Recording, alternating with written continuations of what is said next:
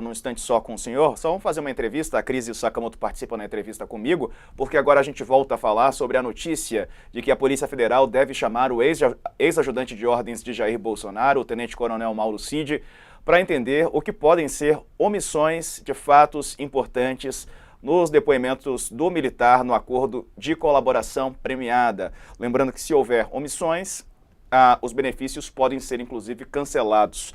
Vamos conversar com o advogado de Mauro Cid, César Bittencourt, que nos atende agora para trazer informações, trazer a avaliação dele. Bom, doutor, boa noite já para o senhor. Te pergunto sobre isso. O Mauro Cid omitiu algum fato da Polícia Federal? Tá no mudo? Acho que tá. A transmissão. Doutor, aciona o seu microfone aí, por favor, que a gente não está ouvindo. Agora tá. Agora sim. Ok? Certo. Bom, eu não sei o que o Mauro Cid pode ter omitido. Você sabe como é que funciona o interrogatório? Pergunta, responde. Pergunta, responde. Se não perguntar, não tem como responder. O Mauro Cid não deixou nenhuma pergunta sem resposta. Agora, eu, como interrogado, não tenho que chegar lá e fazer uma conferência. Não. Eu chego com o meu advogado, que controla, inclusive, controla o cliente e a autoridade, para os limites de como responder do que responder. Agora, eu não vou responder o que não foi perguntado.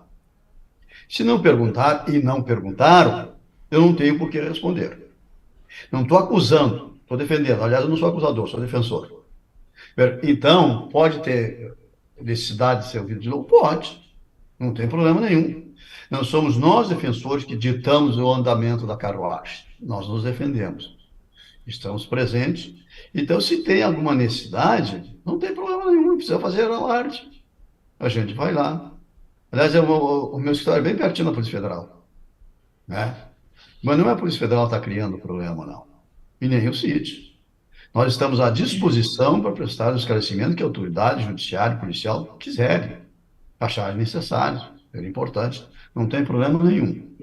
É possível que a semana que vem a gente tenha uma audiência. Não no carnaval, não.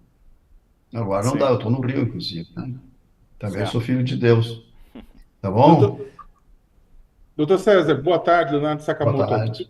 Prazer, O senhor senhor. acredita que possa haver, hipoteticamente falando, assim, né? Porque determinados trechos, né, do inquérito, da decisão de Alexandre de Moraes, mostram o seu cliente falando, né, com relação à necessidade de captar recursos para poder financiar a vinda de pessoas para acampamentos, outras informações a respeito de locais que seriam alvos de protestos. O senhor acha que, devido a determinadas informações serem fortes e terem, digamos, repercutido fortemente, declarações do próprio Mauro Cid terem repercutido fortemente, né? Trechos de conversas por telefone, a autoridade policial pode estar agora tentando rever ou mesmo cancelar aquilo que foi acordado, encontrando uma forma de cancelar aquilo que foi acordado com a delação? A autoridade policial não pode cancelar delação nenhuma. Quem pode eventualmente cancelar ou não aceitar o resultado em algum lugar é o judiciário. Agora, em relação a isso, omissão do interrogado, não. Pode ter sido omitido ou esquecido, olvidado, enfim, a pergunta. Sem pergunta não tem resposta. Então, não ficou nenhuma pergunta sem resposta. Agora, se perguntar, a gente responde. Eu ouvi falar em valores, falou em valores, não sei para quê, do acampamento, é isso? Pelo que estava na informação no documento assinado por Alexandre de Moraes, eram valores 100 mil, falava-se de 100 mil reais que seriam utilizados exatamente ou para acampamento ou para trazer pessoas para Brasília, né? Esse valor, esse número não apareceu. Olha, nós ficamos lá uns 10 a 15 dias dentro da Polícia Federal. Então a imprensa ficava dizendo, oh, nós ficamos 18 horas lá. E às vezes a gente ficava mesmo 15, 18, 12. Só que nós levávamos umas 4, 5 horas na formalidade, conversando, dialogando, subindo, arrumando as coisas, assim, e no final dessas 15 horas, de repente, tinha 7, 8 horas de inquirição, né?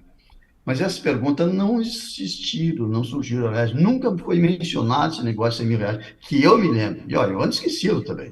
Agora, hoje, ontem, eu ouvi falar nos 100 mil, na audiência deles, do Bolsonaro, essa coisa, que eu ouvi falar, né, coisa, falando em 100 mil, não sei para quê, não sei para onde, entende?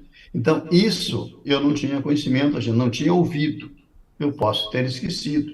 Eu posso ter tido uma audiência, como foram vários dias, que eu não estava, que estavam meus colegas, doutor Alfânia e doutor Jair, né?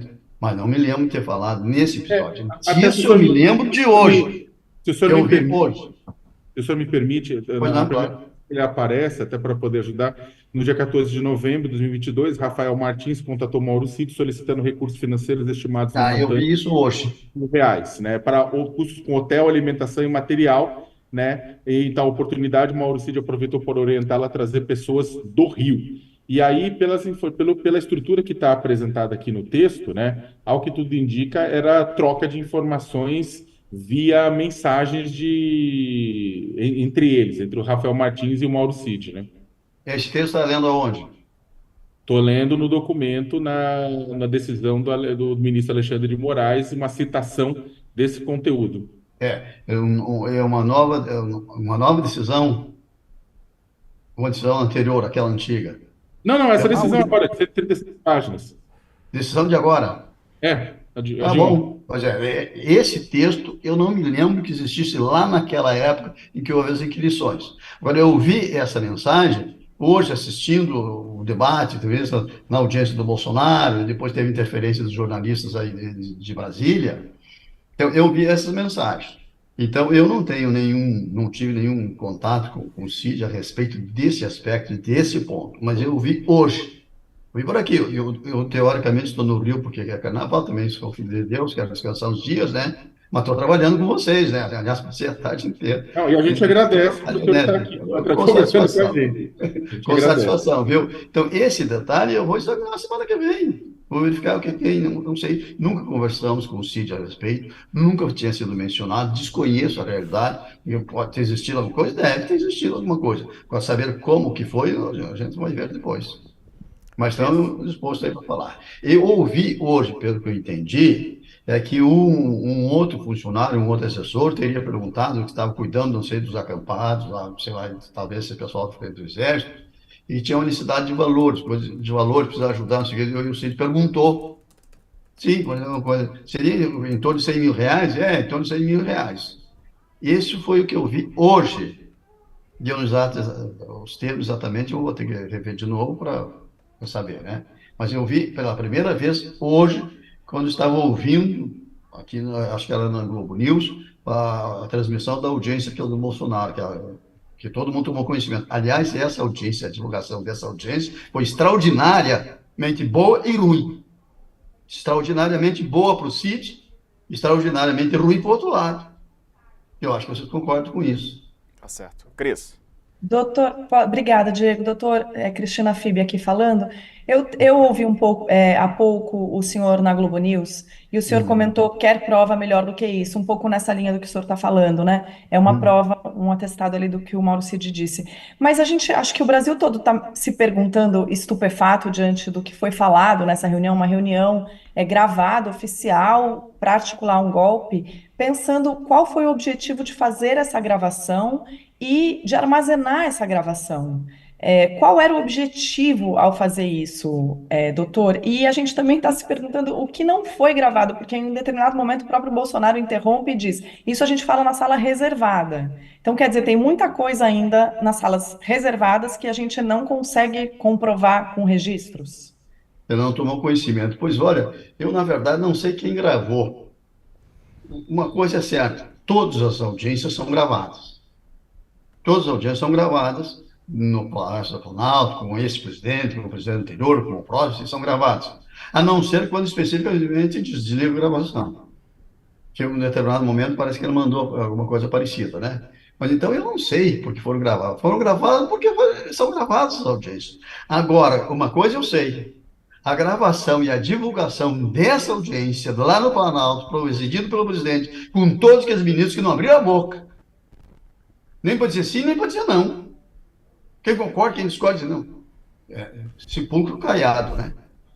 Ora, então, foi uma coisa extraordinária para o Brasil.